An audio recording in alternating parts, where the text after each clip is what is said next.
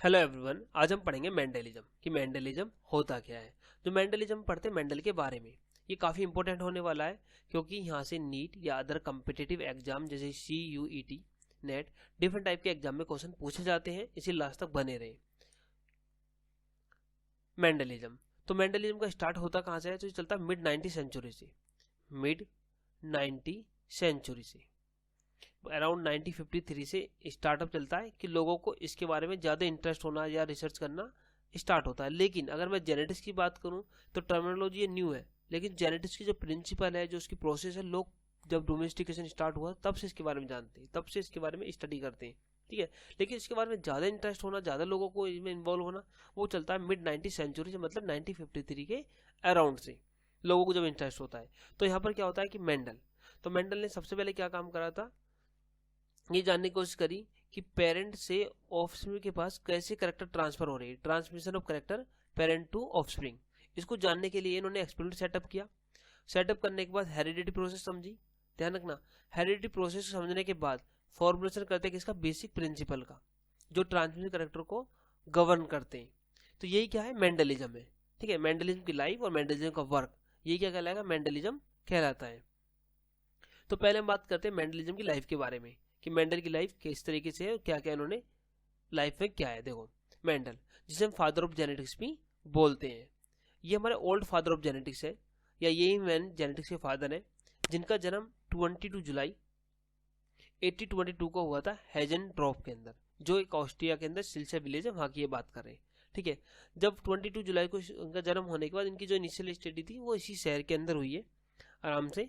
वहाँ स्टडी होने के बाद धीरे धीरे उन्होंने जो ब्राउन सिटी है, वहाँ ब्राउन मोनेस्ट्री के अंदर, या इसको बोलते हैं ऑगस्टियन मोनेस्ट्री, वहाँ पे उन्होंने जब मॉन्क की तरह वर्क किया 1843 के अंदर। और 1843 के बाद धीरे धीरे उन्होंने अपना शिफ्टिंग करी, जैसे दोबारा स्टडी में गए और जैसे प्रोफेसर में गए, वहाँ उन्होंने बॉटनी मैथ स्टैटिक्स में स्टडी करी। स्टडी करने के बाद 1843 के बाद, 1843 के बाद 1856 में ये अपना एक न्यू एक्सपेरिमेंट कंडक्ट करते हैं, वो करते पाइजम सैटिवम या गार्डन पीपर बोलते हैं, उस पर मैंने सेटअप किया 1856 में। और सेटअप करने के बाद 7 ईयर्स इन्होंने पाइजम सैटिवम पर काम किया, और काम करने के बाद 1863 तक इनका काम चला। ध्यान रखना, 1856 से लेकर 1863 तक 7 ईयर इन्होंने काम किया किस पर, पाइजम सैटिवम पर। और काम करने के बाद क्या जानना चाहते हैं, एक्सपेरिमेंटल हाइब्रिडाइजेशन, ये जानना चाहते थे कि हाइब्रिडाइजेशन होता है क्या, इसके बारे में इनको जानना था। और जानने के बाद 2 साल के बाद इन्होंने 1865 में अपना पेपर पब्लिश किया, experiment on plant hybridization. Paper publish करने के बाद जो उन्होंने चीज़ समझी जानी, लोगों को बताने के लिए उन्होंने पेपर पब्लिश कर दिया। लेकिन इनके काम को ज़्यादा दूर तक पहचान ना मिल पाने के कारण इनका जो फोर्स था वो इनको जो फोकस किया गया वापस कि एज ए मोनेस्ट्री तुम काम करो। जो वहाँ के लोग थे इनके साथ के थे, उन्होंने भाई तुम्हारे काम की पहचान नहीं मिली, तो वहाँ से हटकर अपने कहाँ जाओ, वापस मोनेस्ट्री की तरफ। तो वापस में इनको फोर्सफुली कहाँ का, ऐसे मोनेस्ट्री उन्होंने काम किया, मोनेस्ट्री में ऐसे मॉन्क की तरह उन्होंने काम किया। और धीरे धीरे इनकी किडनी फेलियर से 1884 के अंदर इनकी डेथ हो जाती है। ठीक है, 22 जुलाई 1822 को जन्म होता है और 1884 के अंदर इनकी डेथ हो जाती है किडनी फेलियर से, और उनके काम को इन्हें पहचान नहीं मिलती है। अब होता क्या है कि इनकी डेथ के बाद, अब ये ध्यान रखना कि रिसर्च का काम कभी नहीं रुकता, लोग रिसर्च हमेशा करते रहते हैं। ठीक है, तो जब इनकी डेथ हो चुकी थी तो उसके ऐसा तो नहीं कि इसके बाद कई साल बाद लोगों ने काम किया होगा, नहीं, काम साथ चल रहे थे। तो कुछ साइंटिस्ट थे जो काम कर रहे थे और कुछ अपने पेपर पब्लिश कर रहे थे। तो होता क्या है, इनकी डेथ के बाद कुछ साइंटिस्ट जो अलग अलग कंट्री के थे इस काम की रिडिस्कवरी करते हैं। रिडिस्कवर ऑफ मेंडलिज्म, तो कौन कौन से थे, Carl Correns, Hugo de Vries, Erich von Tschermak, ये 3 साइंटिस्ट थे जो तीनों अलग अलग कंट्री के थे, इंडिपेंडेंटली। ध्यान रखना, इंडिपेंडेंटली तीनों ने मेंडल के काम की रीडिस्कवरी की। कैसे करी, देखो, जो कॉल कॉरेंस थे वो जर्मनी के थे, उन्होंने अपना काम किया मेज प्लांट पर। और मेज प्लांट पर काम करने के बाद 19 यानी कि 1900 यानी कि 1900 के अंदर इन्होंने अपना पेपर पब्लिश करने की कोशिश करी होगी। तो जब इन्हें पेपर पब्लिश करने से पहले ये चेक किया जाता है कि ये काम कोई करा है नहीं करा है। तो इन्हें पता चला कि जो मैंने रिजल्ट दिया है, हमसे पहले मेंडल नाम के साइंटिस्ट ने ये रिसर्च या ये वर्क या ये इस तरह का डेटा दे चुके हैं। तो इससे मतलब इनसे पहले कोई कर चुका है। साथ में उसी टाइम के यानी उसी कंटेम्प्रेरी हुगो डे वेरिज, ये होलैंड के थे, इन्होंने इवनिंग प्राइमोज पर काम किया। और इवनिंग प्राइमोज पर काम करने के बाद सेम रिजल्ट जो मेंडल ने दिया था, इन्होंने भी अपना वही बताया, क्योंकि होता क्या, ठीक है। उसके बाद एरिक वॉन सेमॉक, जो कि ऑस्ट्रिया के थे। इन्होंने फ्लावरिंग प्लांट पे काम किया और फ्लावरिंग प्लांट पर काम करने के बाद सेम रिजल्ट बताया। होता है कि जब तीनों ने अलग अलग काम किया होगा तो काम करने के बाद पेपर पब्लिश करने से पहले ये भी चेक किया जाता है कि करते हैं कि ये काम किसी ने किया नहीं किया। तो इन तीनों ने देखा कि ये पहले काम हमसे पहले मेंडल कर चुके हैं। तीनों ने अलग अलग, ध्यान रखना, इंडिपेंडेंटली, तीन अलग अलग साइंटिस्ट, तीनों की अलग अलग कंट्री, तीनों के अलग अलग प्लांट। फिर भी हम क्या कहते हैं कि इनकी जो डी डिस्कवरी है किसको जाती है, इन तीनों साइंटिस्ट को अलग अलग जाती है। और यहाँ तक कि इन्होंने बहुत काम किए थे। देखो पहली बात तो इन्होंने रीडिस्कवर की, रीडिस्कवरी के बाद जो मेंडल का काम अधूरा था उसको भी इन्होंने कंप्लीट किया। कंप्लीट कैसे किया?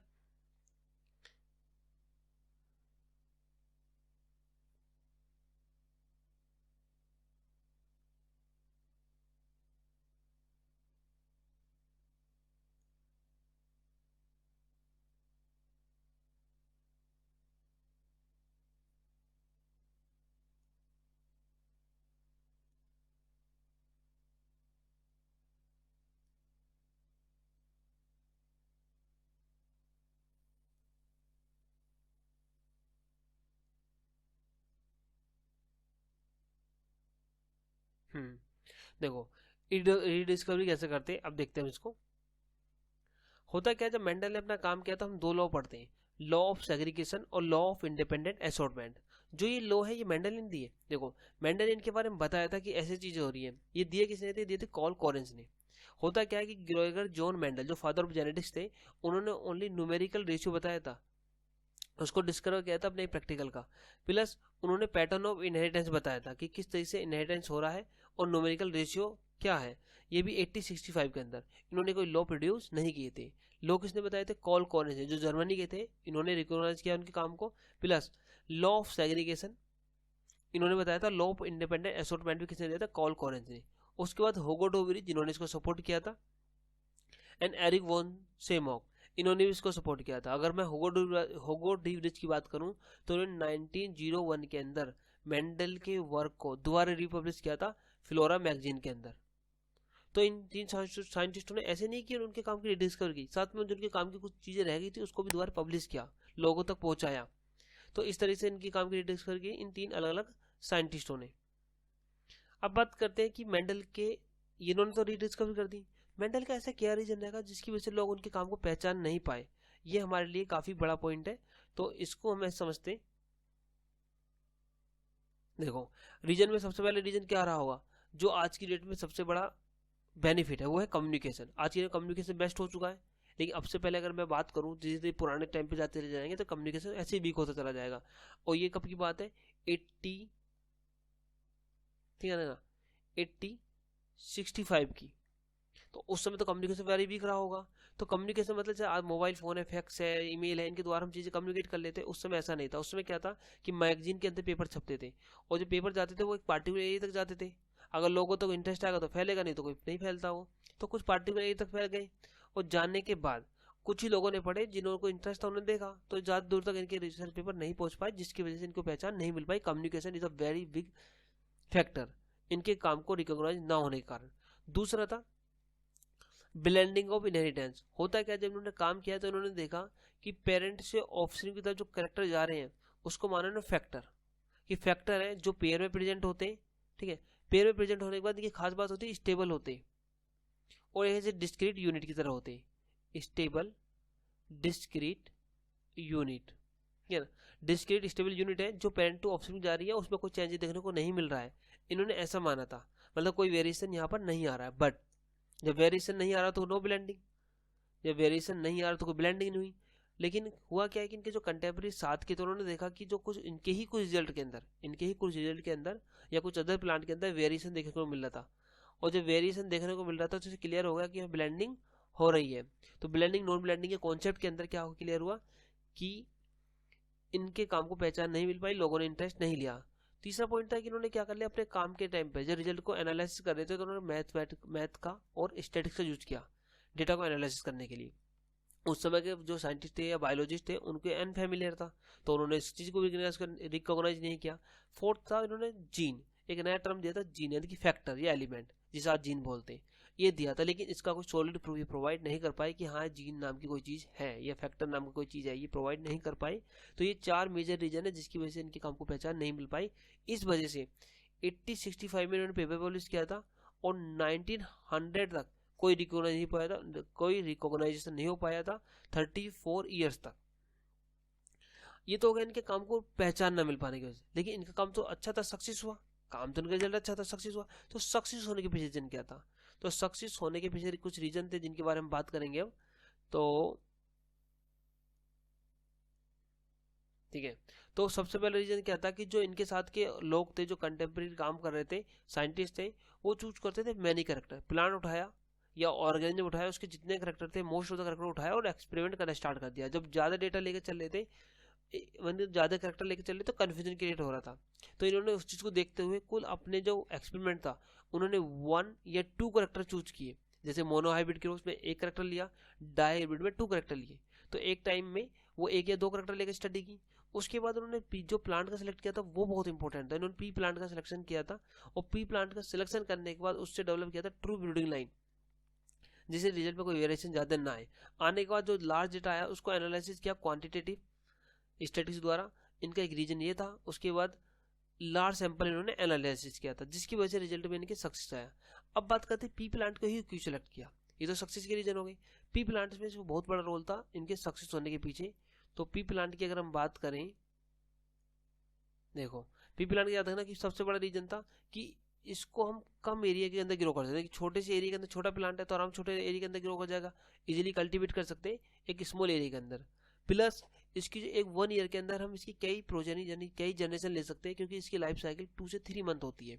तो इसकी 4-5 हम आराम से ले लेंगे कि हम 4-5 जनरेशन तक स्टडी कर लेंगे। क्योंकि अगर मैं ह्यूमन की बात करूँ तो 60 साल का एक पैटर्न चलता है, तो काफी लॉन्ग पीरियड होता है जहाँ पर हम जनरेशन टू जनरेशन स्टडी करना काफी कॉम्प्लिकेट हो जाएगा। लेकिन एक साल में 4-5 जनरेशन स्टडी कर लेंगे तो हम रिजल्ट आसानी से मिल जाएगा। उसके बाद ये प्लांट लार्ज नंबर में सीड प्रोड्यूस करते हैं, लार्ज नंबर ऑफ सीड, क्योंकि एक प्लांट के पास बहुत सारा सीड होता है तो हमें लार्ज डेटा कलेक्शन मिलेगा।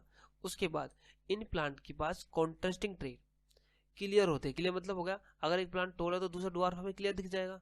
उसके बाद एक फ्लावर का कलर व्हाइट है तो दूसरे का कैसा है, वाइल्ड में वायलेट कलर है। ठीक है, उसके बाद पोट का शेप, पोट का कलर, सीड का शेप, सीड का कलर, प्लांट की हाइट और फ्लावर की पोजीशन, ये सब हमें आराम से दिख जाएंगी। तो क्लियर कॉन्ट्रास्टिंग ट्रेट होंगे। उसके बाद ये जो फ्लावर होते हैं बाइसेक्सुअल होते हैं। ये तो इंपॉर्टेंट नहीं, बाइसेक्सुअल है। इंपॉर्टेंट क्या है कि बाइसेक्सुअल होता है तो नेचुरली क्या होगा, सेल्फ पॉलिनेशन हमें देखने को मिलता है। अगर बाइसेक्सुअल है तो चांस है कि सेल्फ पॉलिनेशन होगा। लेकिन इस प्लांट के अंदर इजीली हम क्या कर सकते हैं, क्रॉस पोलिनेशन, यानी कि उसको अपने अकॉर्डिंग हम हैंडल कर सकते हैं हाइब्रिड बनाने के लिए। ये इसका की पॉइंट था। अब लार्ज सीड आया, इजीली हैंडलिंग करी और एनालिसिस कर दिया किसके द्वारा, स्टैटिस्टिक्स के द्वारा। तो यहाँ से चलता क्या है बच्चों, अब इन्होंने जो सैंपल था इसको कैसे एनालिसिस किया, ये हमारे लिए इंपॉर्टेंट है, अक्सर पूछे जाने की संभावना यहाँ से क्वेश्चन की होती है। देखो मेंडल ने क्या करा, 1 और 2 करेक्टर लिए, 1 मान लो 1 करेक्टर लिया और इसके बहुत सारे प्लांट ग्रो करे और बहुत सारे प्लांट बनाए सिर्फ हाइट के लिए। तो इन्होंने देखा कि 600 यानी कि मान लो 600 697 तो इन्होंने टोल प्लांट लिए आए, और अराउंड 300 के अराउंड या 300 थोड़ा कम हो जाए 297 मान लो, इतना डेटा किसका आया, ड्वार्फ प्लांट का। तो एक करेक्टर का हमने लिया, लेकिन डेटा के लार्ज डेटा है तो लार्ज डेटा को जो एनालिसिस करते हैं तो रिजल्ट अच्छे आते हैं। ठीक है, तो लार्ज डेटा को इन्होंने 1 या 2 करेक्टर को, जिसे बोल सकते हैं क्वालिटेटिव करेक्टर, ध्यान रखना जब हम 1 या 2 करेक्टर को लेकर चलते तो क्वालिटेटिव करेक्टर को, डेटा ज्यादा है तो किसमें क्वांटिटेटिव एनालिसिस किया, ध्यान रखना क्वालिटेटिव करेक्टर को हम एनालिसिस करते हैं क्वांटिटेटिवली, क्योंकि स्टैटिस्टिक्स या मैथ का यूज करके एनालिसिस कर रहे हैं। तो ये भी एक मेजर रीजन था इनके प्लान के वर्क का सक्सेस होने का। अब बात करते हैं जब इन्होंने अपनी ट्रू ब्रीडिंग लाइन डेवलप करी थी तो करी क्या चीज। देखो इन्होंने ध्यान रखना 1 या 2 करेक्टर लेकर स्टडी करते थे एक साथ, लेकिन इन्होंने फिर भी चूज कितने की 7 करेक्टर लेकर चले। इन्होंने 1 या 2 करेक्टर लेकर स्टडी करी है एट ए टाइम, लेकिन ऐसे इन्होंने 1-2 करेक्टर जो लेकर स्टडी करी तो इन्होंने 7 करेक्टर को चूज किया। जो 7 करेक्टर थे वो स्टेबल करेक्टर थे, इनके द्वारा ही ट्रू ब्रीडिंग लाइन डेवलप करी। किस तरीके से बताता हूँ अभी आपको मैं, सेल्फ पॉलिनेशन से। ठीक है, अब जो 7 करेक्टर थे इनके खुद के भी क्या थे, कॉन्ट्रास्टिंग ट्रेट है, कॉन्ट्रास्टिंग ट्रेट। जो कॉन्ट्रास्टिंग ट्रेट है इनको लेकर, जैसे कि इन्होंने पहला करेक्टर लिया प्लांट की हाइट। तो प्लांट की हाइट हमें नॉर्मली दो तरह की दिखती है, वैसे तो होती तो डिफरेंट टाइप की, मीडियम भी होती है, टॉल सब तरह की मिलती है, लेकिन दो तरह की मेजर करी। प्लांट क्या तो टॉल होंगे या ड्वार्फ होंगे। तो पहला करेक्टर क्या होगा, स्टेम की हाइट, प्लांट का कैसा टॉल है और ड्वार्फ है। अब ध्यान रखना दूसरा करेक्टर यहीं से चूज कर लिया, जिस प्लांट की हाइट टॉल है तो नॉर्मली इसके चांस कैसे होगा, प्लांट की हाइट ज्यादा क्यों जा रही है कि उसके लगने वाले फ्लावर कहाँ है, एक्जेल में, जो लीफ लगती है उसके एक्जेल में फ्लावर है, तो जिससे होगी टिप लगातार ग्रोथ करती रहेगी। तो दूसरा क्या है, फ्लावर की पोजीशन, पहला प्लांट की हाइट होगी, दूसरा हो गया फ्लावर की पोजीशन। जो फ्लावर की पोजीशन है या तो फ्लावर एक्जेल में होगा, लीफ के एक्जेल में होगा, या फिर टर्मिनल पे होगा, और टर्मिनल पे होगा तो प्लांट की ग्रोथ नहीं होगी तो वो ड्वार्फ होगा।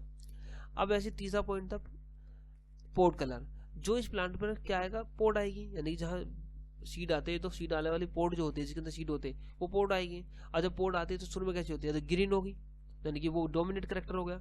दूसरी क्या होगी, येलो, जो कैसा होगा, रिसेसिव करेक्टर होगा। ध्यान रखना यहाँ बता के चल रहा हूँ मैं, जो कॉन्ट्रास्टिंग ट्रेट होते हैं तो एक तो होता है डोमिनेट, दूसरा क्या होगा, रिसेसिव होगा।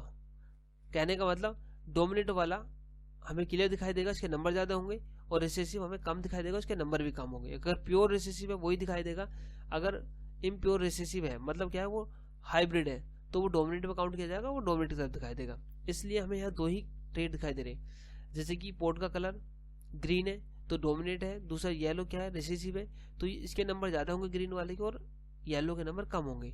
उसके नंबर 4 करेक्टर की बात करता हूँ, तो 4 करेक्टर है पोर्ट का शेप। मान लो जो पोर्ट का शेप ग्रीन है, मतलब पोर्ट का कलर ग्रीन है, वो क्या है, डोमिनेट है, तो उसकी शेप भी कैसी है, फुल, ठीक है ना, इनफ्लेटेड, ये फुल है। दूसरी जो उसका कॉन्ट्रास्टिंग रेट क्या है, दूसरी फुल नहीं है, वो कॉन्स्ट्रक्टेड हो चुकी है, ये इसका रिसेसिव करेक्टर है। बात करते हैं फ्लावर कलर की, तो फ्लावर कलर या तो वायलेट मिलेगा जो वाइल्ड होता है, दूसरा जो इसका रिसेसिव होता है व्हाइट होता है, ये कम देखने को मिलेगा। ये फ्लावर कलर में भी क्या है, violet is dominate character, white is recessive trait, ठीक है ना। तो वॉयलेट इज एंड वॉयलेट और व्हाइट हो चुका। उसके बाद सीट का कलर येलो मिलेगा या ग्रीन, येलो डोमिनेट होता है, ग्रीन रिसेसिव होता है। उसके बाद सीट का शेप राउंड होगा या रिंकल होगा। ध्यान रखना, इसे याद करने का तरीका मैं बताऊं आपको, जिस प्लांट की स्टेम की हाइट ज्यादा होगी तो उस पर लगने वाला फ्लावर उसकी एक्जिल में होगा, एक्जिल में होगा तो उस पर लगने वाला फ्लावर का जो से बनने वाला पोड होगा वो ग्रीन कलर का होगा, ग्रीन कलर का उसकी से फुल होगी, जब फुल होगी उसका मतलब उसका फ्लावर ही कैसा होगा, वाइल्ड टाइप नहीं, वायलेट रहा होगा, और उसके अंदर लगने वाला सीड भी जो मैच्योर होकर आएगा वो येलो कलर का होगा, ठीक है, वो शेप राउंड होगी। ये सारे कैरेक्टर हम एक लाइन से याद कर सकते हैं। मैंने क्या बोला है, अगर प्लांट की हाइट कैसी है, टोल है, तो उस पर आने वाला फ्लावर उसके एक्जिल में लगेगा जिससे ग्रोथ लगाता रहे, और उसके बाद उस पर आने वाली पोर्ट का कलर ग्रीन होगा, पोर्ट का शेप इनफ्लेटेड फुल होगा, ठीक है। उसके बाद पोर्ट के बाद क्या आएगा, सीड का कलर आएगा, तो सीड जब बनेगा तो येलो कलर का बनेगा क्योंकि अच्छा सीड वही होगा, और सीड की शेप कैसे होगी, राउंड होगी। तो इस तरीके याद कर सकते हैं। इसलिए इस फ्लावर के जो इस कलर इस पे जो फ्लावर मिलते हैं वो वायलेट कलर के हमें देखने को मिलेंगे, ठीक है। तो ये 7 कैरेक्टर्स है, इनके 14 कॉन्टेस्ट रेट है। इन्हीं को लोगों ने क्या कर डेवलप किया, इन्होंने मेंडल ने इनको डेवलप किया। कैसे किया देखो, तो मेंडल ने क्या काम करे, मान लो टोल प्लांट लिया, और टोल प्लांट लेने के बाद इसको बार बार सेल्फिंग होने दी, मतलब कि इस प्लांट के सीड आते रहे, इस प्लांट को ग्रो करा, तो इसके फ्लावर ने इसको क्या कर दिया, इसके फ्लावर ने खुद को क्या कर दिया, यहाँ पर सिर्फ कर दो, तो जो इसका फ्लावर होता है, मान लो ये फ्लावर है, इस फ्लावर का जो पोलन ग्रेन है, इसी फ्लावर के पोलन ग्रेन इसी फ्लावर के एग को क्या कर देगा, फर्टिलाइज कर देगा, तो सेल्फिंग होगी। ऐसे करते करते सीड बने, तो कुछ जनरेशन बाद हमें प्योर लाइन डेवलप कर ली। ऐसे हमने हर दिखाई दे रहा है आपको 7 करेक्टर में 14 कॉन्टेस्ट ट्रेड, इनके हमने 14 ब्रीडिंग लाइन वैरायटी डेवलप कर ली 7 कॉन्टेस्ट ट्रेड की, किसके द्वारा, कंटिन्यूस सेल पोलिनेशन के द्वारा, जो कि स्टेबल करेक्टर आएंगे। ये हो गया हमारा करेक्टर। अब होता क्या है, जो ये करेक्टर्स हैं, जब मेंडल ने काम किया था तो उन्हें पता नहीं था भाई ये किस क्रोमोसोम से, क्रोमोसोम तो इनके बाद स्टडी हुई है।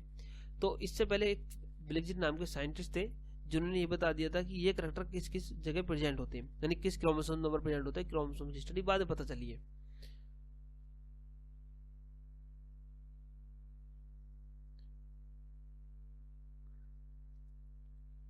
तो ये याद रखने वाली बात है, अगर रख पाओ तो ठीक है, नहीं कोई बात नहीं, नीट में तो नहीं पूछे जाएंगे। जैसे कि हमारे पास यहाँ पर कुछ क्रोमोसोम 1, 4, 5 एंड 7 ये क्रोमोसोम्स हैं जिन पर जीन प्रेजेंट मिलते हैं। जैसे कि 4 क्रोमोसोम्स पर 3 कैरेक्टर्स या 3 जीन प्रेजेंट है, 5 पर एक, 7 पर भी एक, और 1 पर 2 करेक्टर रिप्रेजेंट करता है। ठीक है, तो ये 4 अलग अलग क्रोमोसोम्स हैं जिन पर हमें ऑलमोस्ट क्या मिलते हैं, ये सारे करेक्टर में देखने को मिल जाते हैं। जैसे कि 4 पर 3 कौन कौन से आते हैं हमारे पास, स्टेम की हाइट, उसके बाद आता है हमारे पास पोड की शेप और फ्लावर की पोजीशन।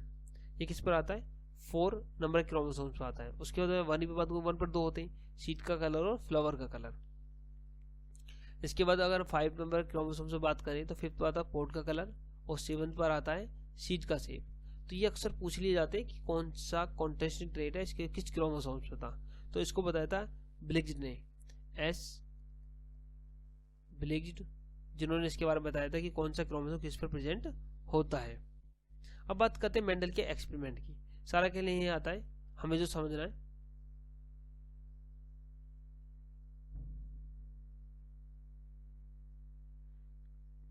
तो मेंडल ने अपना एक्सपेरिमेंट कैसे सेटअप किया समझते। देखो, अगर मैं सिंपल सी बात है, हर किसी करेक्टर के लिए मेंडल ने क्या 14 ब्रीडिंग लाइन डेवलप की है।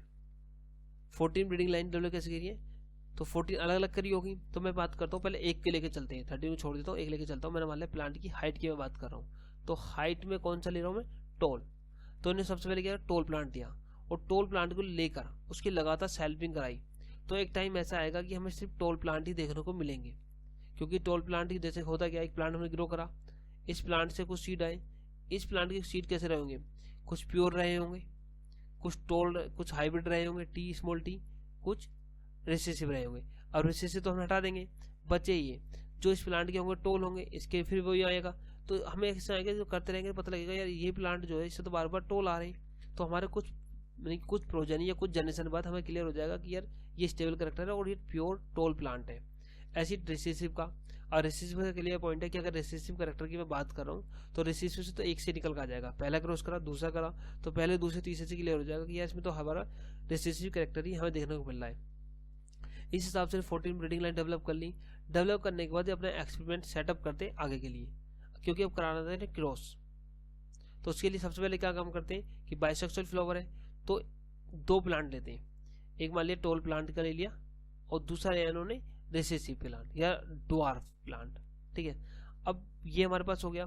तो एक हो गया पेरेंट ही हो गया, दूसरा पेरेंट ही हो गया, मेल फीमेल। तो ये करते क्या, सबसे पहले करते इमैस्कुलेशन। मेंडल ने ध्यान रखना, जब एक्सपेरिमेंट सेटअप करते तो 3-4 प्रोसेस होती है, मैं आपको बता के चलता हूँ। एक होती है इमैस्कुलेशन, दूसरी होती है बैगिंग, उसके बाद टैगिंग होती है, उसके बाद क्रॉस पोलिनेशन होता है।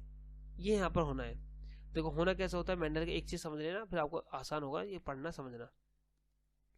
एक पेरेंट प्लांट लिया, दूसरा हमने ये लिया, ये हो गया पेरेंट हो गया हमारे पास, ये वाला पेरेंट हमारे पास क्या है, इसके पास मेल का हम यूज करेंगे, दूसरा पेरेंट इसे फीमेल यूज करेंगे।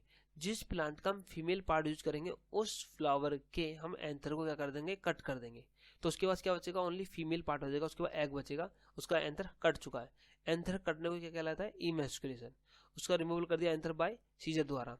ठीक है, वो भी कब करते हैं, इमेच्योर स्टेज में, क्योंकि इमेच्योर स्टेज में उसके फर्टिलाइजेशन नहीं होता है, तभी हम कर देंगे।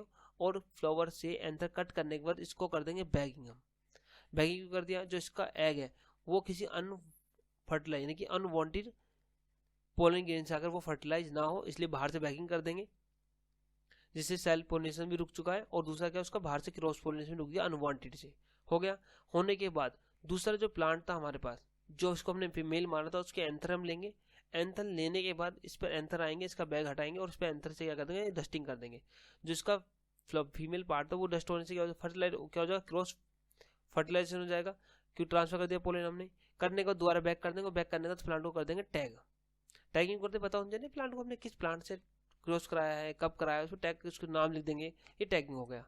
तो यहाँ पर हमने क्या है, आर्टिफिशियल पोलिनेशन कराया। कराने के बाद जब इस प्लांट से सीड बनेंगे तो क्या होंगे, सीड को ग्रो करेंगे तो पहली जनरेशन आएगी। जो पहली जनरेशन आएगी हमको क्लियर दिख रहा है, स्टेबल करेक्टर, मतलब यूनिफॉर्मिटी दिख रही है हमें, ऑल प्लांट सेम लेंथ के दिखेंगे, यानी कि यूनिफॉर्मिटी स्टेबिलिटी हमें देखने को मिलेगी F1 जनरेशन के अंदर, जो मेंडल ने किया है बाय क्रॉस के द्वारा। फिर बस इसी क्रॉस का, जो क्रॉस की जो F1 जनरेशन आई है, इसके हम सेल्फ होने देंगे दोबारा, और सेल्फ से आएगी हमारे F2 जनरेशन, जिसे फीलियर जनरेशन या फिर F1 या F2 जनरेशन जिसको बोलते हैं। तो ये हो गया मेंडल का एक्सपेरिमेंट है। ध्यान रखना, इमैस्कुलेशन करते हैं पहले, उसके बाद बैगिंग करते हैं, फिर टैगिंग करते हैं, डस्टिंग करते हैं, और उसके बाद क्रॉस पोलिनेशन हो गया, काम फाइनल हो गया, हमारे पास जो जनरेशन थी F1 की आ चुकी है। ये हो गया हमारे पास मेंडल का एक्सपेरिमेंट।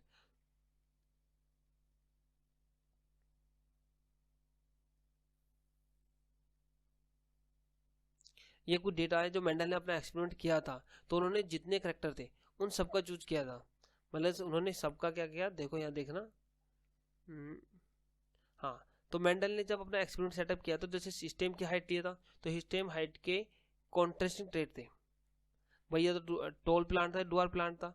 जब उन दोनों का क्रॉस कराया, टोल का क्रॉस कराया मीन टोल से, तो जब उन्होंने क्या करा, देखो एंड हाइट का प्लांट लिया, हाइट का प्लांट लेने के बाद टोल और डॉर्फ इन दो का क्रॉस कराया, क्रॉस कराने के बाद उनके जो F2 जनरेशन, ध्यान रखना ये F2 जनरेशन का डेटा है। F2 जनरेशन के अंदर इतने तो आए टोल प्लांट और ये आए रेसेसिव प्लांट, 787 और 277 डॉर प्लांट थे। जब उनका रेशियो निकाला तो 2.84 रेशियो 1 निकल कर आया। ऐसे इन्होंने फ्लावर पोजिशन के लिए क्रॉस कराया, पोर्ट से पोर्ट कलर, तो सबका इन्होंने डेटा देखा और सबका डेटा क्या निकल रहा है यहाँ पर 3:3:1, 2:1, 2.8:1, 2.9:1, 3.01:1, 3.15:1, तो एवरेज कितना निकल रहा है, निकल कर 2.98:1, तो अराउंड द 3:1, यानी कि एग्जैक्ट डेटा नहीं आता है। जब उन्होंने एक्सपेरिमेंट किया लार्ज डेटा के साथ तो हमें जो रिजल्ट था उसमें वेरिएशन देखने को मिला, लेकिन ज़्यादा नहीं, बहुत कम वेरिएशन था। तो उस वेरिएशन को हमें एवरेज निकाला और एवरेज निकाल कर देखा कि एग्जैक्ट तो नहीं आ रहा, लेकिन 3:1 के समथिंग वो चल रहा है। तो ये रेशियो यहाँ से निकल कर आता है। ठीक है, तो मेंडल ने इस तरीके से क्या बताया कि क्रॉस से कैसे डेटा कलेक्ट किया जाता है।